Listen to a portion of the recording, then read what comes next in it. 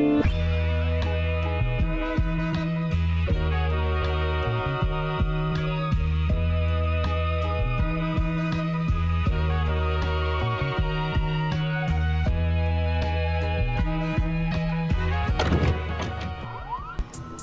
everyone, thanks for tuning in to the Basement Buzz at Diversity Consignment. I'm your host, Ian Drake, and I'm going to be interviewing local artists, musicians, and influencers and providing you with an in-depth look into their stories and lives. At the end of the interview, I'll be challenging them to a one-on-one race in N64 Mario Kart. Put their skills to the test. Thanks for watching. Today's guest is a local cowboy boot reviewer with over 26,000 subscribers and a phenomenal country folk musician. He's an artist with a passion for Americana. Please welcome Jeremiah Craig. Jeremiah. Hey, how's it going? Hey, thanks for joining us, man. Thank you. Yeah, really appreciate you coming out here and doing this. I appreciate you taking time too, Ian. It's a great store. I love all the records that you have in here, and I look forward to going through some of them later. Thanks a lot, man. Appreciate that. So, Jeremiah, tell us a little bit about yourself. Sure. I'm a singer-songwriter and content creator for YouTube. Mainly I write like folk music, and then on YouTube I share my music, and then also I share my experiences and perspectives around cowboy boots and western wear. Very cool. Yeah, you chose a unique niche for sure. Yeah, it's fun. It really is. Nice. So what does a typical day look like for Jeremiah? I wake up, and basically at the beginning of each morning I live stream. I do a coffee and music is what I call it. Did you do one today? Yep. Okay. And it starts between 8:30 and 9 a.m. And I do it on different platforms. Every single weekday I get to play music, talk with my audience around cowboy boots if they have a specific song they want to hear. It's just a really cool way to start the day to just talk with my audience immediately. And it feels really amazing to have a community and for them to welcome me into that community and be able to talk with them every morning. That's cool. How do you have the energy in the morning to just get up and go right on the camera? I guess what time are you waking up at? I wake up at around 6 to 6:30. Okay. So and then I read or take my dog for a walk or something like that. The boring stuff. Yeah. But then at 8:30 I get on and I live stream, and by that time I pretty much have already had like one cup of coffee, so I'm good. Yeah. But I'm also like I was raised in the country, so it's just sort of the life. You just get up and go. Yeah, no, totally. I mean, early to rise, man. You got to get work done. I understand that. Yeah. So what kind of dog do you have? I have a cattle dog. She's an Australian Shepherd, like cattle dog mix. They're smart dogs, right? Like dangerously smart, like so smart. Sometimes she gets annoying. But yeah, we love her. Yeah, what's her name? Malka. It means spotted body in the Aboriginal language, I guess. Oh. Yeah, me and my wife were looking up different names for the Australian Shepherd that she has in her, and she's got like that blue merle sort of spotted look to her, so Malka seemed to be a good fit. Cool. No, it's a nice name, Malka. It's beautiful. So how long have you and your wife been married? We've been married for 2 years, but we've been together since 2010. Yeah. Oh wow, cool, awesome, man. Yeah, congratulations. Thank you. Does she support your endeavors and what you do? Oh yeah, I mean I've been doing this sort of stuff before we even met, so yeah, it's nice to have somebody who supports you. It really is. Yeah, she's the biggest support in my life. Yeah. Really, it's incredible. Oh, well, it's true. It is true. But that's great. So I'm curious to know, who was Jeremiah growing up, and where did you grow up? I grew up in Geneseo, New York, which is a completely different vibe from the New York City, and it's very rural. Sure. So I was out barefoot every day, just because that's what I liked. Right. So did you grow up on a farm, or were your family, are your parents kind of in the farm life, country life? Definitely country life. We didn't have a farm. There's farms all around us. Sure. And I would work on a farm every once in a while, doing trimming cow hooves with my friend's dad in the dairy barns. But I didn't live on a farm. We had a small piece of property, and my dad built a log cabin on it. So that's the sort of place where I grew up. Nice, yeah. So how do they perceive this whole, internet YouTube kind of thing that you've gotten into? Oh, they love it, because my dad has a company. He recently retired from his job working for the county and started his own fabrication company. Okay. So Twisted Wheel Fabrication, and he likes that I'm all into the internet and doing content creation because he gets the benefit from that. I made the website for the fabrication, and that's awesome. And because nobody in the fabrication industry, at least in Western New York, really is that tech savvy. Sure, yeah. It wasn't hard for him to rank first on Google. Right. So he's getting calls from Florida and places all around the country to have him make custom metal works, and he's always wanting to grow it even more. That's great. They're super supportive. That's awesome. Of everything that I learned from doing my content online. Yeah, because I know my parents are older, on the older side. They had me when they were older, and they just recently got into watching YouTube, and my dad's watching cat leopard videos, leopard attacks, classic. These safari videos and stuff like that. He hasn't I don't even think watched any of our social media content. He's just too busy watching those things. I understand. Yeah. So, those are cool videos. Oh, for sure. Yeah. So where did you go from New York? Because I know you bounced around a lot. After I went to college, I met my wife in college. Then after we graduated, we moved in together, and we're finally right, do we want to move someplace else and see what the world is like? Sure. And we decided on Phoenix first because it had a good music scene. It had an up and coming music scene for the time, and it was really cheap for the time. Yeah. The cost of living there was incredible. Where did you go from there? To Seattle. We moved to Seattle and lived there for 4 years. But besides New York, is that the longest time that you spent in one area? I think so. I mean, we're coming up close on 4 years here too. Yeah. So, we've pretty much been bouncing around 3 to 4 years in three to four different cities. Yeah. So we're coming up on the deadline now. Pretty much, yeah. That's why. Yeah. So anyway, I want to transition into your YouTube platform and what you do. Say again what you do. You're into cowboy boot reviews and Western wear, right? So what kind of brought you into that? Yeah, well, I'd been on tour as a musician for a while. It wasn't working out. I wasn't able to make it sustainable, even though I was getting paid and everything. It just wasn't enough with gas and trying to do, and I was going super budget, frugal. Sure. Sleeping in the back of the truck and eating out of cans just to do it.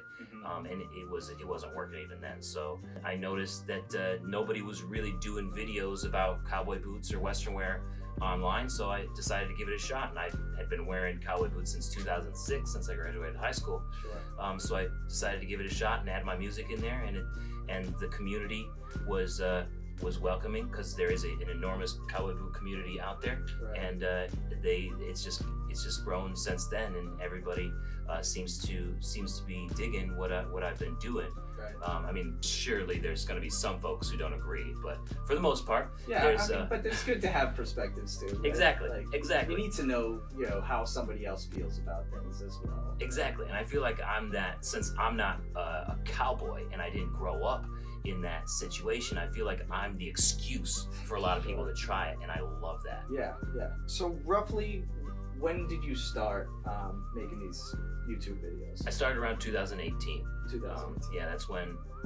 That's when I wanted to do a little something extra at the agency that I was working at, and they didn't really want to do the plans that I was trying to create. So I was like, I'll just try this on myself and see what happens. So. How was the reaction for you starting off? Did it start off shooting through the moon, or was it kind of a slow progression? A very slow progression. Slow progression? Yeah, definitely more progress than what I had previously, just doing my music and tour vlogs and things like that. Up to that point, I would have been happy if I got 100 views on a video. Like Right. it was incredible to put up my first cowboy boot video and have it be 1,000. So I was like, all right, let's keep trying this and see what happens. Yeah. Let's Yeah. Did you start with your own boots? Is that? Yeah. So I would just do videos on using the 5 pairs of boots that I had at the time. Sure. So I would talk about my first pair of boots, which are all cracked and like they have so much character in them, and you know, I titled the video something like what I learned from my first pair of boots. Sure. Something dumb like that. Yeah. And like what kind of pants go with cowboy boots, you know, and I'd Yeah. be out there with like golf pants or shorts, a whole onesie, like a plaid onesie. Does this go with cowboy? Like just silly things like that. Yeah, but it's a good hook. You know, you need, especially when you're starting off, you do need that like hook to get people's attention, right? Yeah. Totally. It's definitely part of YouTube. Yeah. So as it's growing, when did you start reaching out to businesses, or are they reaching out to you? I reached out to businesses pretty early on because I knew, because as a marketer and also working at agencies that worked with quote unquote influencers, Right. I knew what they were looking for, and I wanted to be that content creator that would be a good partner to companies. Yeah. Because there's so many influencers out there who have no idea what they're doing. Not Right. that I know what I'm doing either, but at least I know that I can create win-win situations for people. Right.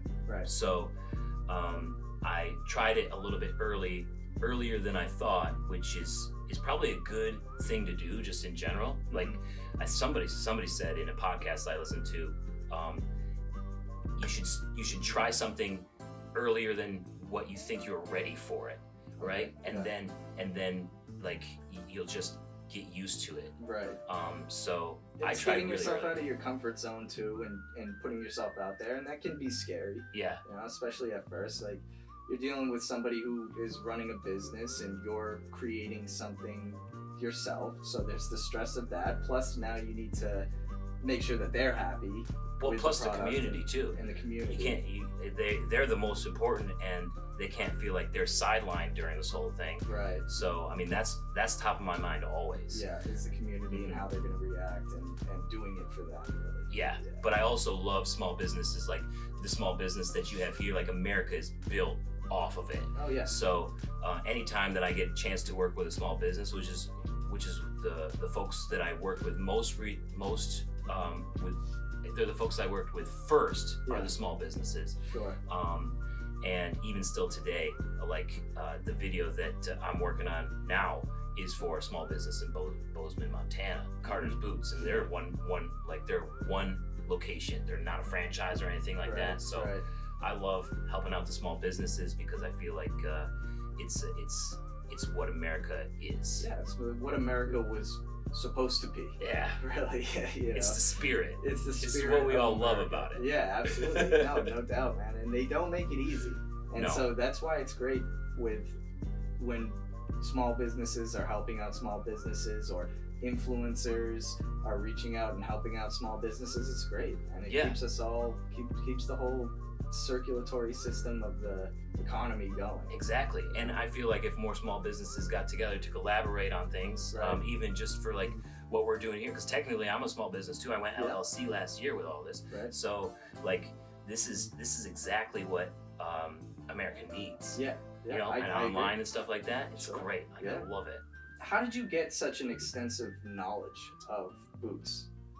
Where was that something that you kind of grew up and you're studying based on those around you, or you must have done a lot of research, I would imagine? Definitely have done a lot of research since I started the channel, but before that, it was Mrs. Davis at Davis Trailer World. That's where I got my first boots. Mrs. Davis. Shout out to Mrs. Davis. I don't know if she'll see it, but she's awesome. I love going to Davis Trailer World just to look at boots, and that's where I got my first 4 pairs. My first 4 pairs of boots came from Davis Trailer World, and I would go in there and try on some boots. The first time I did it, she helped me find the right fit for my first pair of boots, and then it was time for me to get a pair with a rubber sole.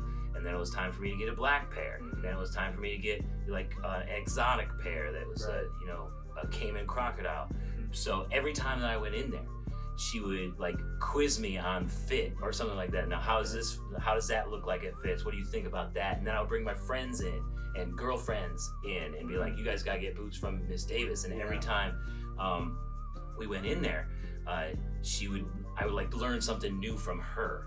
And she was awesome to sort of test me when I was there to learn the right fit, to learn what makes a good cowboy boot, and it was vital for my interest and to grow my passion in the space. Yeah. Have you ever seen so there's these boots that somebody was showing me that they're I don't know if they're squared or pointed, but they look like an elongated. I don't know if I'm putting us in danger for saying this, but what I was told is that there's these boots that kind of jet out like maybe 2 feet or so. Yeah. You gotta pull up some B-roll on. No, I know what you're talking about. Yeah. And they look like skis. They look like skis. Yeah. Really curved outside skis. Right. And I was told that they're worn by kind of like the mafioso type down in like Texas, and that if you see somebody wearing these, like, just walk down the other street. You've obviously seen these. I've seen them, but I don't know anything about them being part of a mafia group or anything like that. Okay. I haven't heard anything like that. Yeah. It's definitely possible. Sure. But have you seen them being sold out there? Do you know where one could get them? I haven't seen them sold in any of the stores that I've gone to. Okay. Definitely more of like a gimmicky, impractical sort of thing. Oh, I can imagine. I mean, you're walking around with these things, like, unless you needed to jab somebody from 2 feet away. Right? Yeah. There's some that even like curl up, and then the toe ends up facing the person like at their chest or something like that. Yeah, it's so bizarre. So bizarre and impractical, but sure. It's fun to look at, and eventually I would love to try some of those boots. I think it would be really fun to do a video on those. It would be great to do a video. Right? You've got to find out where they have them for sale. I would imagine probably Mexico or somewhere in Latin America. Probably. So let's talk music. Cool. I understand you have a record collection. I do. Me and my wife have been collecting records since before we even moved to Phoenix. So I mean, we've been carting them around everywhere. Yeah, and they're heavy, man. They are. You don't realize you like, all right, put it down. Finally you can't, and then you got to get back up and move them. Oh my God, it's like each record is like a pound. You got 50 of them only this big.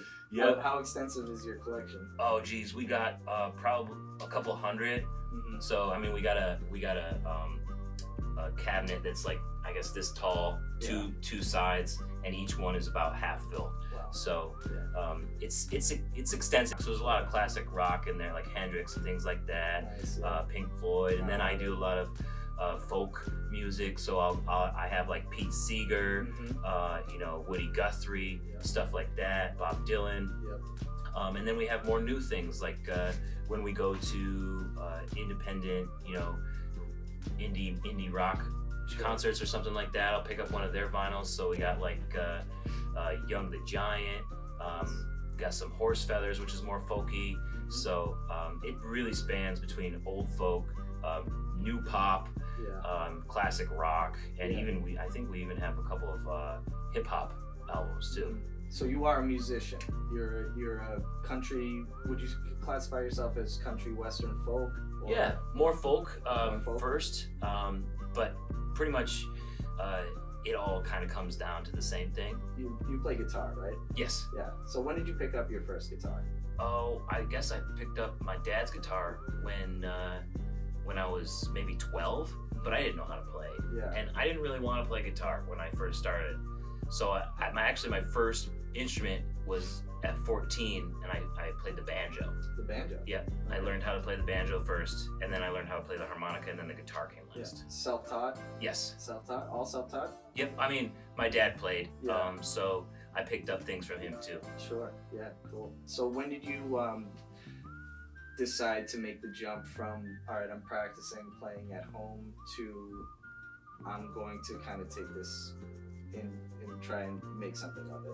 When I was in college and put together I guess it was my second band, because we did have a band in high school called Bluegrass Tuesday, which was really just sort of chill and casual, where everybody could just come and jam. Sure. But I guess in college I put together my first serious band with some other guys, and I wanted to be a teacher, a history teacher first. But I soon realized that it wasn't for me, and I was undeclared for a while. Then finally, the counselor was like, "You gotta decide what you want to do." Yeah. And I just started the band, so I was like, "Well, I might as well figure out how to market myself and the band, Sure. and see if I can't make a go at doing this music." It was bluegrass, right? In college, it was more of a jam band. So I played the guitar and the harmonica in that band. Okay, gotcha. It was more because we had a horn section. A horn section? Oh, we had a horn section. It was awesome. It was great. Yeah, it's Jack Swift Band was our name. We put some of our music up on Spotify if anybody wants to listen to like the really early stuff before I started my solo. Yeah. It was a lot of fun. We went on tour in 2009. It was a blast. That's awesome. So when did you start your solo venture? In 2011. When everybody graduated, gotta put our diplomas to use, stuff like that. So I was like, all right, I'll just keep going. And then I re-recorded some of the songs that we had recorded for our band album, and I put it on a solo album and released that in 2011. That was Gardener Hands. And ever since then, I've been trying to release music like at least once a year. Sometimes it ends up being 2-year spans, but it's been a lot of fun trying to release as much as possible. Where do you get you write your own? You write the lyrics and everything. You I make do everything from scratch. Most of the time, I'll do like folk covers too, like stuff that's in the public domain that I don't have to pay anybody to play. Right. So and those old folk songs, I feel like they need to have their revival too. Right, like that's the roots of everything that we're doing now. So when I get a chance to make sure that other people hear the roots, I try to take that, and also it helps my writing to stay grounded. Totally. Because I've listened to some of your stuff and I really enjoy it. Thank you. Yeah, I was just listening. So what was the album called? It's the new one, Life is for Taking Chances. Life is for Taking Chances. That was your most recent release? Yep, last May is when I released that one. Yeah, no, it's great, man. Thank you. It's like an adventure. And so did you write every song on that album? Yes, I did. Very cool. Yeah, because you have a very good storytelling nature about the way that you like your lyrics, and they're just great storytelling lyrics, I think. Thank you. That's my goal. Is I love the story. That's part of the old folk ballad. Absolutely. Right? They're telling stories, so that's what I like to do. Yeah, it takes it back to like the tradition. I really feel that. And as the album progresses, I can feel the emotion that you're putting into the music. And you don't get that a lot of the time especially with more modern things. It's harder to feel I literally played it on repeat while I was on my way up here. Cool. Especially Dusty Vines. Nice. And Romeo and Julieta. Cool. Yeah, I mean, once I hit those songs, I was like, okay, I gotta play that one back. That was really good because it felt emotional.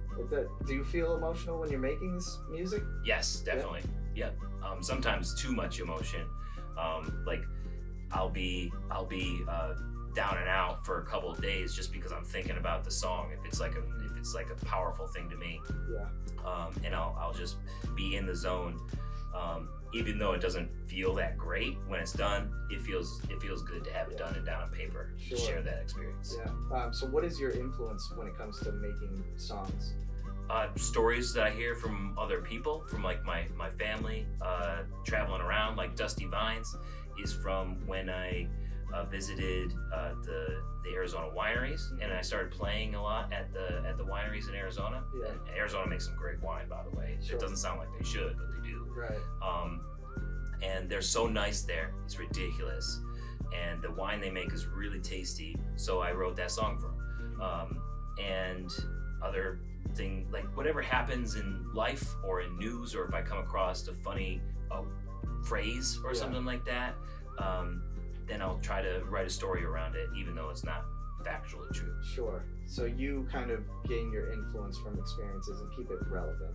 Yes. to your life and other people's experiences that they could imagine, going through as well. Yeah, I mean, that's what I try, because I mean, I try to share the stories that are close and relevant to me, and then also try to make them general enough to where other people can relate to them on some level too, or just be entertained by the story of it all. Sure. Yeah. Cool. So, what is your long-term goal for your YouTube platform and for your music? To make people happy, to bring value to people. I just want people to find what they need in my videos or in my music to help them live their lives in the best way for them. The best thing that I get from the community that I'm a part of is when people message me and are like, I just got my first pair of boots and they are awesome. It seriously makes people happy because they finally have found something that is them. Yeah. And they didn't feel like they could. Nobody gave them permission to, or they shamed them for trying cowboy boots. Even though they're not a cowboy, but when they try them and they are over the moon happy with them and comfortable, and then they message me that, it's incredible. It's like, I love it. Yeah. I love that they're happy. It's very rewarding feeling. It's awesome. So I'm just trying to spread my passion and make people happy. Yeah, cool. Awesome. Sounds good, man. Yeah, so that was it. But I do want you to review. So I brought some boots with me today. And Fun. Being an expert, I'd like to know, what you think of these boots. So the first one is a pair of what I would call dead stock, meaning that they're old but brand new. Walker cowboy boots. They say that they're made in North Carolina. Okay. Yeah, take a look. So this boot is definitely, you call it dead stock? Dead stock, meaning unworn, maybe tried on or something like that. Yeah. This is what I call like new old stock. New old stock. Because it's discontinued, right? And in fact, I've never even seen a Walker boot before. Okay. So this is new to me, and this is fun. Territory. Yeah. This is fun to look at, but this is definitely a U.S. made budget boot. Okay. So when they release this, and there is a company that's still going right now, Abilene, that makes boots sort of like this now. It's got a composite heel right here, so a lot of boots will have a leather heel. If you pull up that old gringo, then you can see that it's probably a stacked leather heel. This one's composite, which is a money-saving thing. Okay. The leather is really nice. It feels nice and supple. This outsole, though, is something that they're not doing anymore. Like, I don't think very many companies are doing this sort of thing. It's made to look like a leather outsole, but it's like a rubber or a vinyl or something. Oh, it does say genuine leather stamped on there. I don't think it's genuine leather. You are the expert. Yeah, that's fine. They can stamp anything they want on it. Yeah. I don't think it's, because also you can see this black here. Yeah. And eventually, when this rubs all off, it'll become all black. And you can kind of feel it too, like it feels kind of waxy. It really doesn't. This may mean just this. Yeah, section, the upper. not the actual sole. So this is something that a lot of companies aren't doing anymore. There's one that still does it, Old West, that's made in India, but most companies don't do this anymore. And there's actually another kind of outsole that's very similar to this that they don't do anymore either. It's like a vinyl. It's like really hard, like seriously vinyl, plastic or something. Right. And that gets really slippery. Sure. And I think that's why they got rid of them, is because it's like even more slippery than leather. Yeah. On the inside, looks like you got a leather lining all the way through. It looks like pigskin leather, which is a cheaper budget leather to put inside of boots. But still nice, better than cloth, in my opinion. Yeah. And then you have like a foam insole. This is very much like an Abilene boot, minus this outsole. So if people were looking for a budget-made U.S. boot like this, I mean, you could probably get this online. Yeah. Here, right? Probably. Yeah. I mean, like from you. Oh yeah, no, it's right here. Yeah. This is the one. Yeah, this is the one. Exactly. 11D. Yeah. And yeah, it's a nice American-made budget boot that they'll probably last you a real good long time. So what is as far as budget boots? What would you price? What's like a retail price for a budget boot? New? Yeah. Like what? The Abilenes that are like this retail between 150 and 200. Okay. And compare that to like a more quality, like very nicely made boot. If we're talking that's made in the U.S., Made in the U.S. A traditionally made U.S. boot is going to be most of the time between $350 to $550. That's like this. Yeah. There's one company, Cowtown, that will that sells a good U.S. made leather boot that's like low 200s, but for the most part, U.S. made boots do come with a higher price tag. Right, gotcha. And then depending on obviously the leather that they're using. Right, of course. Yeah, you could definitely go all the way up to like $2,000. What would be a $2,000 pair of boots? A all like hand tooled, so somebody has actually carved design into the leather on the foot and on the top, or have done hand tooling on the top, and then there's exotics down here, and then it's traditionally made after that. Those go for quite a lot, for like the blackjack boots. But those blackjack boots are awesome. Yeah, oh, I can imagine. All right, we have a second pair of boots here too that I'd like you to take a look at. Now, these I would imagine aren't necessarily in the budget-friendly category. Nice. Old Gringo. Some Old Gringo cowgirl boots. These are so nice. Old Gringo is such a nice company. I actually talked with them when I was in Dallas in January. At the Western English Sales Association trade show. Yeah. They make some great boots and they're making some good moves to get their Old Gringo boots into more stores. And they do mostly women's boots.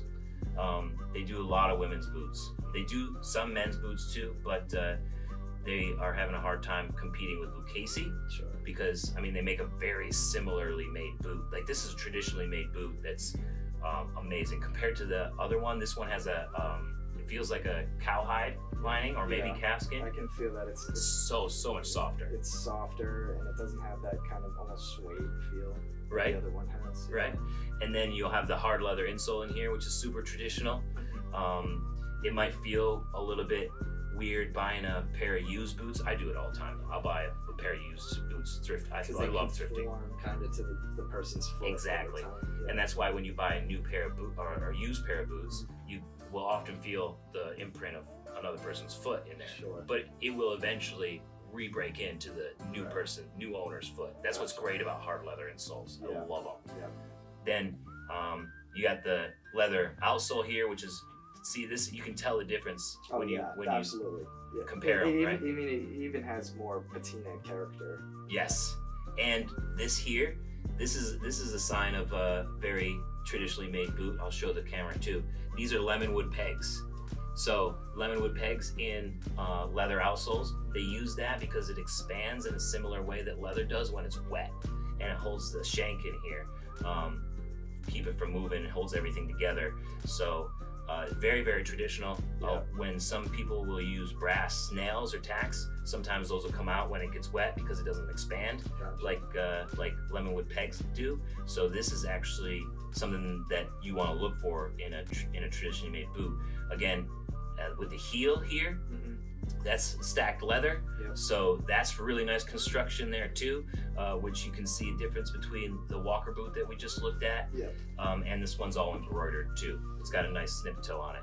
So this is a high quality boot that is definitely going to come with a higher price tag. And again, this is made in Mexico. So you ask, like, this is made in Leon, Mexico. Leon, Mexico can make just as high quality boots as the U.S. can. So, and they still come with a high price tag, like these old Gringos. This is a nice boot. Yeah, they're beautiful. I love the stitching, the embroidery, the flowers and stuff. It's great. Right? Yeah. It might, I'm not sure if it was done by hand. I don't know when these were made exactly. Sometimes they have machines that'll do it. Like you put in a CAD drawing or something like that, and then the machine will stitch it all. Right. So that might be the case with these. Sure. But I would imagine they're probably more mass produced. So in which case you would need a machine to do the stitching. And these are in good shape too. For everybody out there looking for used boots, a good tip is to look at the heel cap, right? And does it have the logo on it still? Like, if it does, then that's probably the original heel caps and the original outsoles too. So once a cowboy boot gets resold, and you can get a cowboy boot resold several times. Right. Sometimes there'll be like a half sole mark in here, like a slit. Yeah. And once that happens, like the value of the boots decreases significantly, because then you don't know how many times they were resold, right? Right. So when you have a new original outsole, an original outsole like this, then that demands a higher price. Sure. For real. So would you say $225 is a reasonable price for these? I think so. Okay. Yeah. Cool. Awesome. I think so. These are really nice. They would probably retail for, geez, $500 to $700. Wow. No, an old gringo. Yeah. Oh, that's a steal then. Hear that, people? That's a steal. All right, cool, awesome, Jeremiah. Thank you so much. Thank you. Coming in and reviewing the boots and talking with me. At the end of every interview, I challenge my guests to one-on-one Mario Kart. Are you up for it? I'm ready. All right. I'm going to do my best. It's been a while since you've seen one of these things, huh? We have one. I was practicing actually. But I definitely...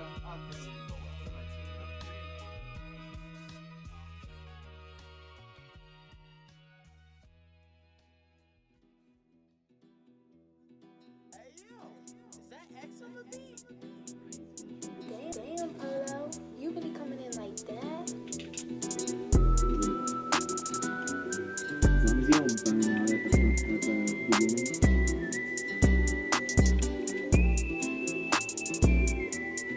Of course. Oh, great. Oh, yes. Staying competitive. The closest, yeah. Like that. And his artist. This is not good.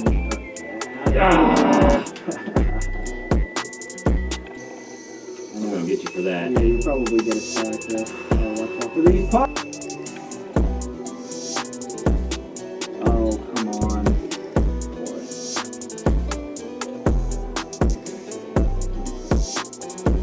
Shield too. Oh, get it.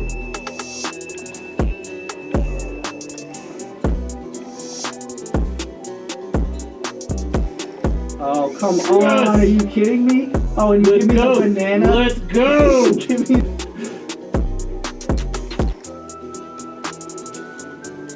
Oh, no! Oh, last second. That was close. That was a good race. I can't believe it. You got it the last second. Oh, man. I know. I had it. Oh, with the double lightning strike. What the hell? It was close, man. Good race. Maybe next time. Next time I have you on here. Get your vengeance.